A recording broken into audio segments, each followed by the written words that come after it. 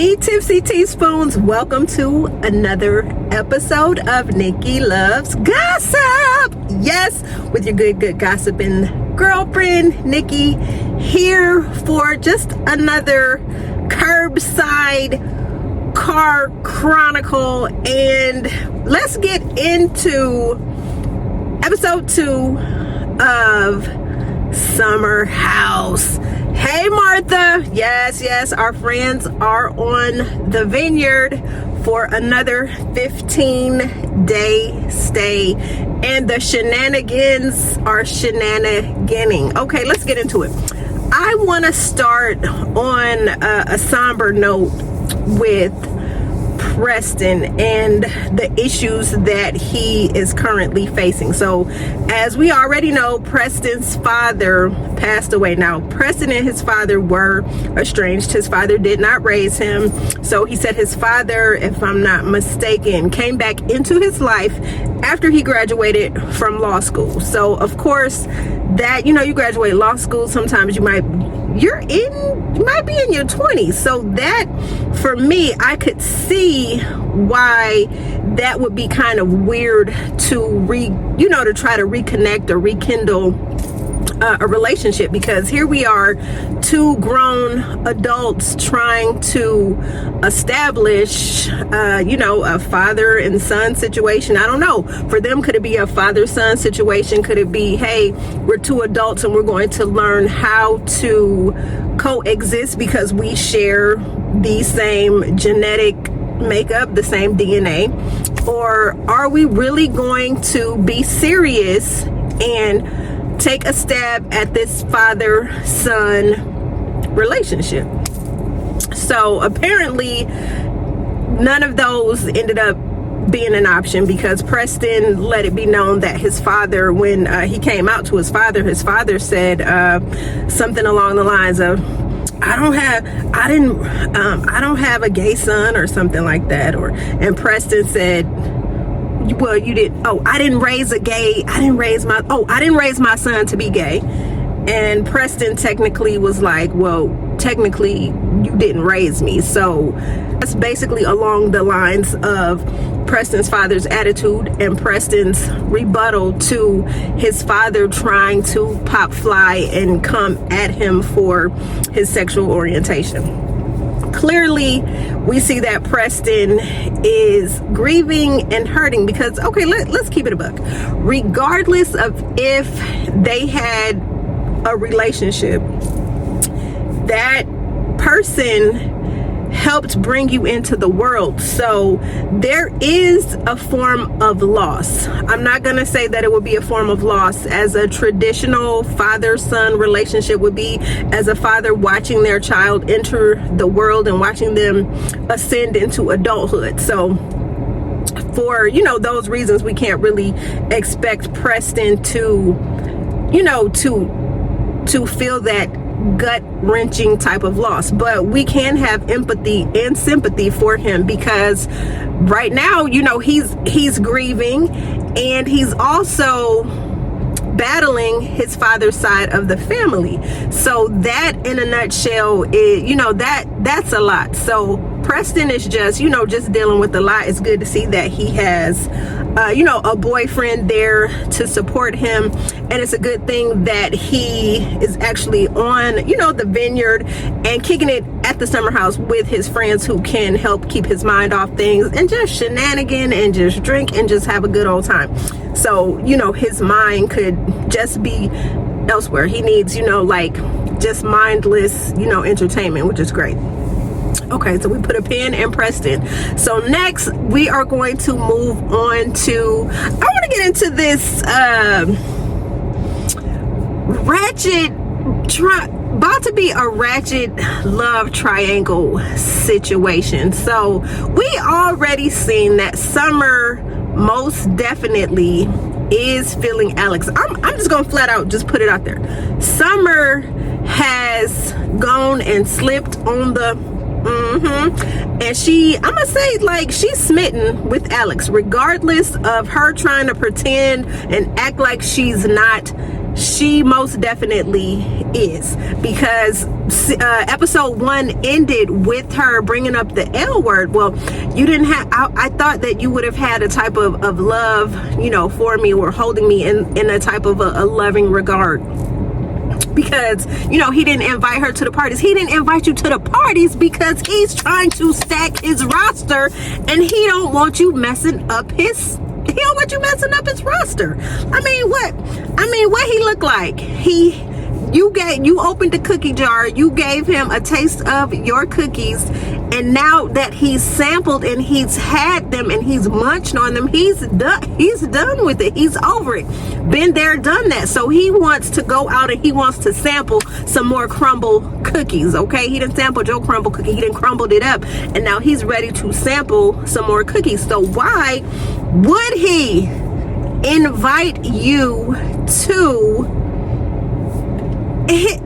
the events that he's throwing, his musical events? Why, Summer, do you think that he would invite you? It's not like you are his homegirl who could be a true friend with benefits, meaning, i.e., hey, when we hook up, don't ask me what I do, and I'm not going to ask you what you do, because we have that understanding. But because you continuously tell us and gaslight us that you love dealing with F-boys because they're F-boys, and basically they don't give a F, you don't give a F, so y'all could just part ways. Clearly that's not it. Clearly Alex put that thang-a-lang-a-lang on you, and you stuck like Chuck, and you've got the heart eyes. Y'all know how when Bugs Bunny be in love and stuff, he got the little heart eyes, and that is how you're viewing Alex. That's how you see him. And for Alex, he's not viewing you like that. He don't want you messing up his stuff. So no, he is not going to invite you. He's not going to invite you out for a cup of coffee. You better be happy that you're invited with the friend group to go do friend activities, because baby, if it was not for y'all staying in that house, that man would not be in your space, because you done hooked up the thing. You done messed up his thing, and he like, you are not going to mess up future cookies for me. So enter the new cookie. So I'm gonna say this. So Summer invited her homegirl Noelle, and I actually like Noelle, and it's so funny. When Noelle first came in, the way that she was just so prim and prissy and proper and sophisticated and sassy, before she even told us that she was the AKA, I knew it. When she walked in, I said that chick is an AKA. I said she is giving mad Aka vibes. I could see it. Like I just see it. I see it. I saw it. I saw the hair twisting. I saw the hair flipping, all of that. I saw it. So Alex and all the guys, when they saw Noelle, of course they were smitten. She's a pretty pretty young thing, PYT, with the nice light caramely cafe au lait skin, and just the long flowing hair that with the barrel curls and everything. And so she dressed real cute, just really stylish, sophisticated. So of course Alex is peeping her, she's peeping Alex. And so Summer told her, oh yeah, well, we hung out a few times. Now okay, people, I know we all come from different regions of the world, and we all have slang that we use when we're talking from people who live in our hometown and sometimes on the outskirts of our hometown. But we need to clarify what hanging out really means. So for Noelle, when Summer was casual, oh yeah, I hung out with Alex, yeah, we hung out. Sis, you got to be more specific about what you mean about hanging out. Because hanging out could be, oh yeah, we went to go grab a cup of coffee. Oh yeah, we went to the movies. Not, oh yeah, we Netflixed and chilled and did more than chilling. Like so Summer was not specific in that regard. So watching the build up between them, so it just got really crazy. And the fact that at the crab tails, tall tales dinner, the tails dinner, where everybody was getting back together to just reconnect and talk about the tall tales that they are going through, whatever, or to give tales of what they were experiencing. Noelle was really cracking the hell out of those crab legs for her not to hear Summer saying that Alex had been inside her. So for her not to hear that lets you know that sis was really about that crab leg life. She was trying to get all the meat from out of her crab leg. So she was not trying to, she wasn't even she had zoned out because she was giving more of her attention to the crab legs than watching Summer and Alex hash it out at the other end of the table. So Summer, like I said, is classic. We're seeing classic mean girl. She is a gaslighter, and for her to tell her good sis, who she just met. Now mind you, Summer is dating Noelle's roommate, and that's how they met. Summer was over there on a low-key Netflix and chill night, and that's how she said she met Noelle. And they was hanging out in the kitchen. They hung out for 3-4 hours, and they just gravitated towards each other, and a sisterhood had blossomed and developed. So of course, girls, like we already know, when we meet a home girl that we feel that we have who could be what we feel is a kindred spirit, yeah, most definitely we will take her under our wing. We will invite her to situations, parties, whatever we got going on. We're gonna invite the new good sis, and that's what Summer did with Noelle. And you know that their friendship had to be more than casual for her to invite her to the summer house at Martha's Vineyard. So that to me is pretty telling. That to me again was Summer gaslighting the entire situation, trying to be casual. And Noelle was seeing some things, but not really. You know, her spidey senses was tingling. She could tell that that there was more to it than Summer being like, oh yeah, you could go explore, go hook up, you know, we only hung out.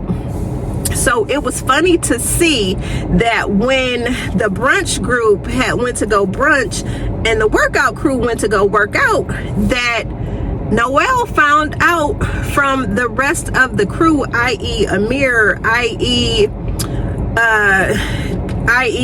Jasmine, i.e. Bria, that the two had crumbled cookies.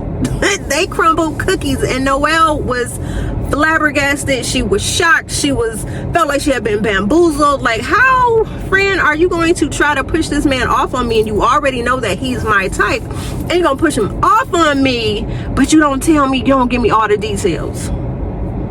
You don't give me all 25. You don't give me all the sandwiches in your picnic basket. You don't give me all 25 you don't give me all 25 of your cards, your playing cards. You ain't dealt your hand with me. What? Like, what is up with that? So I just really thought that 52 cards, I said 25 cards. Yeah.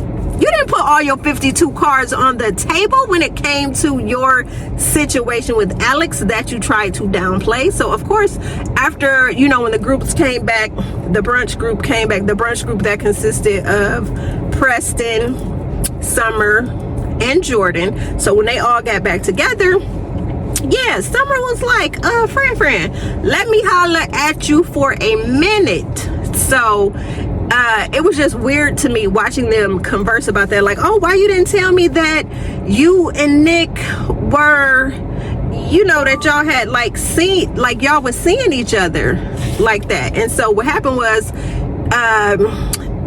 Summer tried to just downplay the whole situation, like, oh, it wasn't nothing, it was just like trying to be casual, and then trying to say, well, you could still see him if you want to. That is a big red flag. That is a big no-no. After your friend then crumbled cookies with somebody, I don't think that's a cookie that you want to pick up and try to sample. That is a definite no-no. So it was just funny to me. I feel like Noelle is really seeing Summer for the mean girl that she is. And then did y'all catch Summer in the confessional where she was trying to pop fly? I mean, we ain't that cool. I ain't have to tell you. You don't have to try to check me about Alex and I'm like, girl, Noelle ain't what you want, because I got a feeling Noelle got a little side to her, and Summer, you are going to see that side. And we already know that Summer is low down, because she, remember during the decades party that Noelle was hosting, and you know, everybody was dressed just all kinds of craziness,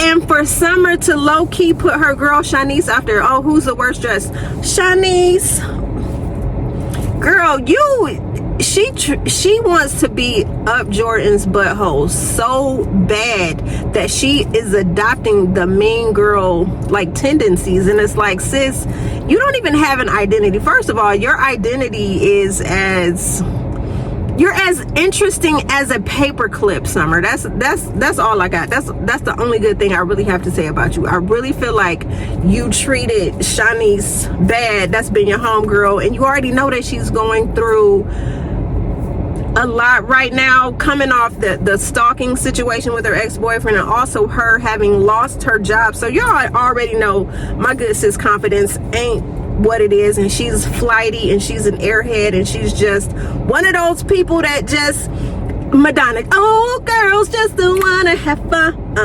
That's how I look at Shanice. And now finding out that she lost her job, and that they moved her out to Florida, and then the new job that she went to, they fired her. So Shanice, drink all the drinks, shake all the ass, do everything that you need to do, because you just going through a lot right now. You're going through a growing pain. So just continue to grow and just do what you do. I really like Shanice. I really feel like she's lighthearted. Like I said, she's flighty, she's airy, she's fun, she's fascinating. She's just goofy, and she's going through a lot. So let her freak flag fly. Just be careful. If you bring home randos, be careful. Protect your cookie. Who else we want to talk about? Okay, so that's done with that situation. So you guys, Tipsy Teaspoons, comment below how y'all feel this situation is going to play out. I really feel that Summer is low-key trying to set a trap for Noelle and Alex. So if they decide to crumble cookies together in some milk, that she is going to pop off and get pissed, and then she gonna be sliding down the wall, and it's just all hell is gonna break loose. So that's what I feel about that situation. So comment below and continue. Like, share, subscribe. Who got next? So we done with those three. Okay, let's backtrack a little bit. Alex, I just feel like you are just a classic, just F-boy. And you know what? You single, and you single, and you ready to mingle, and you ready to crumble cookies with any cookie that's looking to sample what you got, to crumble cookies with you looking for. But you are a classic F-boy, and you getting your thang-a-lang-a-thang off. You getting it off. So if girls want to be as goofy as Summer, that they cannot see your game recognized game, then do what you do. Again, protect your cookie. Well, y'all don't have a cookie, but protect your thang-a-lang-a-lang. You know what I mean? Okay, so moving on to, let's talk about this is so crazy that Nick's character is so blasé that I sometimes forget that he's on the show. So we already know right now Nick is just, Nick don't want to be with Tasia. Let's keep it a buck. Nick, you are becoming like, you've already, okay, so again, Nick and Alex are the same type of person. They are just F-boys that should just enjoy being single, just enjoy getting phone numbers, and just enjoy your bachelorhood. That's it. Nick, you keeping it from your friends for 2 weeks that you are in a committed relationship with Tasia was just pure bull mess. It was bull mess, because you were entertaining people, you were in inboxes, and now you can't keep your hands off the ladies. It's like every time we turn around with you taking pictures with Jordan and Summer, like your hands were just, I mean, if I was your woman, I would have been like, we don't go together no more. Because ain't no way my man is gonna have his hands all over his female friends like that. Now I get it, you can have your female friends give a little hug, but the way your arms was around both of them, around their waist and stuff, that was a little, it was giving I'm very comfortable, and it's enough to raise suspicion. And like Preston said, when Preston went to confront him about it, he was trying to act like, oh no, what do you mean? What do you mean? No, we mean that you want to be single, and that's okay, because you ain't ready to be nobody's husband and father in anytime soon. And Tasia, if you watching this show, I really hope that you have broken up with Nick, because he just, I hate when people know that they feel a ways, but they just gonna continue playing the game and playing the game. And Nick, I feel like, has been stringing you along, and I really feel like you could do better, because Nick ain't it. Nick will settle down when he is ready to be serious about someone that he deems worth settling down with. Now, Tasia, you seem like a real cute girl. You seem real nice, even though we ain't really get to hear much from you. But woman to woman, leave his ass alone, because he ain't no good. He ain't no good. If he handsy-pansy with his female friends, and then when they twerking and stuff, and he just sitting there and eyes all glued to their, like, Tasia, no. If any of the ladies gave the green light, showing him that they was ready to do something, he most definitely would be down. And y'all saw how the episode ended with him knocking on the lid. Hey, Jordan, Summer, have I ever made you guys feel uncomfortable? Yes. You've been a little handsy, my friend. Just a little handsy. Yeah, we're friends and stuff, and we could give hugs, but after a while, like, was you touching, when they were riding in the car? Oh, that's my hand. Hey, Handsy McPansy. I know that was you. Hands here, hands there, hands every damn where, but to yourself. Keep your hands to yourself, Nick. Keep your hands to yourself. Especially when you get that lick in you, boy. Y'all watch out for Nick when you get that lick in him. Boy. Crazy. Okay, next. So we done with Nick. Let's see. Bria. What did Bria really bring? Bria didn't bring anything to this episode other than Milo. Bria, stop putting, now listen, I love dogs. I don't have one. Growing up, my grandmother had 2 dogs, and I adopted one as my own. Oh, I'm oily. Yeah, so I adopted one as my own. Skipper, rest in peace. I miss you. That gorgeous little ash, like the color of my hair, that's the color Skipper was. The little terrier. I can't remember what kind of terrier mix, but terrier. Skipper, I miss you. Anyway, Bria, the dog, you got to, I'm about to call the dog Silas, and that's Jasmine's husband. I can't even remember the damn dog name now, because I want to call him Silas. Milo, I think that's the dog. Milo. Stop with the dog. Stop putting Milo. When you bring Milo into a room or he's in the house, we know that he's a part of the cast, and we know that's your baby, that's your fur baby, but don't allow him to jump in everybody's bed. That's trifling. That's nasty. I mean, you and Milo have a relationship that is established. He is okay to jump in your bed, but to get in your friend's bed, it's like, stop it. And again, another thing I learned about Bria this episode was when she was with the workout crew, that she used to do gymnastics, and that her man about to visit, and that they had a little Simon, and that they had a little tiff, and he's returning. So that's all. Again, I'm not really sure what Bria brings to the show other than mayhem, mischief, and just insanity, because she always ready to, she's a temper tantrum. She's spoiled. She always having temper tantrums. And y'all see next week's episode when they talk about who they want to bring back in the house, when they said her friend that shitted in somebody's bathroom, they said he couldn't return, and then when they was trying to invite the one lady back, she got upset.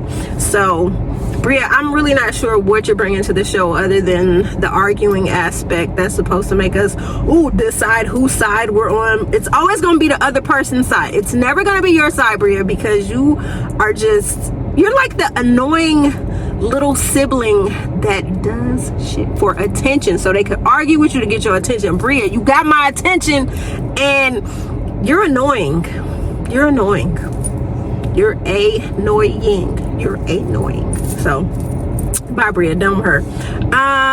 Who else do we want to talk about? We want to talk about Jordan. Okay, so Jordan revealed that she has alopecia. We saw Jordan get on the phone with her dad, and she let him know that she had just signed a deal with a hair extension company, and that she's going to be one of the brand ambassadors, and they're going to be doing educational content where they are going to just teach people about alopecia and other, you know, hair loss situations that women may be experiencing. So I'm gonna be honest, I didn't even know first season that was Jordan's struggle, that she was going through, you know, her alopecia struggles. And then we found out that it's hereditary, and that she had always kind of sort of been dealing with alopecia, but it didn't get bad until about, what she said, about 4 to 6 years ago. She was modeling, doing a shoot, and she let the people put a relaxer in her hair. Lord, I'm gonna do another video about relaxers and how black women, they got us in a chokehold. But anyway, Jordan got a relaxer, and the relaxer ended up burning her hair follicles to the point where hair does not grow in that spot anymore. And it's one of those, it's just one of those spots that is never going to grow back. So she was very candid, and she was very, I thought it was very candid, and I thought it was very just cool of her to be that open to show us, you know, her hair and where she's missing hair and where it's thinning. So that was very transparent of her to do that, and for her to allow us to see another layer of who she is. So we know that Jordan is not just a pretty face, that she is challenging some pretty extensive, like, trauma. Like, let's keep it a buck. I'm not gonna hold y'all, but I'm gonna hold y'all. As a black woman, our hair is our crown and glory. Our hair defines our mood. Our hair is everything to us. It's like, it can make or break an outfit. It could boost, you know what I'm saying? How you feel. Your hair is a representation of who you are. So when I think about my kinks and my coils, my curls, it's giving quirky, it's giving eclectic, it's giving fun loving. That is, my hair is is an expression of me. It's an extension of me. So I see my hair, I look at my hair, it looks happy. I have happy hair. So it's like, it's giving, I have a happy, jovial type of personality. And that's what I display in, you know, in my everyday life. So for Jordan to be going through what she's going through, I kind of feel her. My heart goes out to her, and I hope that I can't wait for the episode for her to be transparent with her friends so they could see what she's truly struggling with. Now, if that is the issue between her and Jasmine, I don't think so. That, again, is just another issue. Again, those two tried. Jasmine really tried. And as someone who has tried to mend fences with a friend who has pulled away, and then when you're going to try to have that transparent come to Jesus moment with them, and for them not to meet you halfway, and for them not to come to Jesus with you, that's sad. It's sad, it's off-putting, it's damn, like, y'all ever, teaspoons, comment below, y'all ever had a girl friendship like that broke your heart? You ever had a friendship like that? And for me, I was looking at those two, and that kind of like broke my little heart, looking at them and how close from the pictures we could see that they used to be. And for them to go to virtual strangers, it's kind of, that's sad. It's real sad. So anyway, getting a different perspective into Jordan's life, I hope that she and Jasmine can mend fences and maybe just reestablish. And first of all, let's cut the bullshit. I hope she could really just be honest with her, to tell her why she's mad at her and why she's treating her standoffishly or handling her with kid gloves. I hope we can get to the nitty-gritty of that. If not, girl, just go on and talk to everybody but me. I would have that type of attitude. Like, if we can't work it out, bye. So let's talk about Jasmine. I knew you was pregnant. Why you just couldn't tell your friends that Silas dropped the bomb in you so you can have an enjoyable summer? You was not gonna have a hot girl summer. Silas said, no ma'am, no ma'am, no, you're not gonna be out there on that beach twerking, not the mother of my child. No, no, no. What you gonna be doing? You're gonna be sitting right with Alex, drinking them mocktails while your friends getting drunk and busting a groove and just twerking their lives away. You will not get to enjoy that. You, on the other hand, will get to enjoy taking Tums, drinking ginger ale, eating ginger, and run into the bathroom with morning sickness if that's what you have. So wow, that to me is just crazy. And watching Jasmine try to navigate with her friends and try to talk about this newfound sobriety, ma'am, and then you talking about your breasts is swollen and sore. Those are dead giveaways. Dead giveaway. Y'all know the song, dead giveaway. Mr. Ramsey, dead giveaway. So yeah, that for me was definitely a dead giveaway. It's also kind of cool to get to see Jasmine though without Silas being around. When I tell you, Silas pissed on her parade every opportunity he got. It was just a mess, just horrible. Just horrible. So now watching Jasmine navigate this summer, it's gonna be, I don't know, it's gonna be kind of weird and kind of telling, because I wanted to see what fun Jasmine was like. We got an opportunity to see fun Jasmine during season 1, but again, Silas was pissing on her parade. So I can't wait for the episode for her to talk more about the tumultuousness that her relationship, that her marriage has faced in 1 year. Now, they always say the first year of marriage is the hardest, but by looking at that show and watching the way Silas talked to her during season 1, Jasmine better than me, because oh my gosh, I can't even tell you how many times you would have X-Lax in your coffee, tea and milk every day. Crunched up X-Lax, you sure would. You would always have the bubble guts dealing with me, talking to me like you done lost your mind. So it's just good to see her without Silas. I was just happy when they saw that when they showed her come and we didn't see Silas. I was like, whoa, did they get a divorce? No, you don't be happy for people breaking up, but in that instance, watching how he talked to her, I know for a lot of people, I'm not just gonna say women, but I know for men too, who've probably been in those type of emotional escalated relationships, they're not good, they're not fun. It's like you're always walking on eggshells, and again, it's like you always looking for the X-Lax, because what you not gonna do is talk to me like you crazy, talking to me like I'm your child. You funny. Yes, Silas, you funny. So what was crazy though, before I said I'm not gonna hold y'all, but I'll be holding y'all a little bit. So before I go, I just have to say one thing. Okay, so we always talk about, Amir. We got to get to Amir real quick. Amir, again, his character is almost like Bria's in a sense. It's like he's there, but he's not. But he says some insightful things. Like he was trying to pull Nick away from the girls, like during the party situation. Remember, his girlfriend sent him the text message, and so he texted her back and, were you responding to me? Was that message for me? So he had to go reassure his girl that he is most definitely doing what he should be doing as a boyfriend.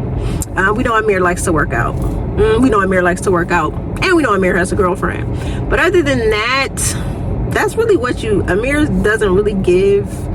Now he's gonna give when y'all see some episodes when him and Bria gonna be arguing. So I can't wait to see, because he sees Bria for who she is. He sees her. He sees you, girl.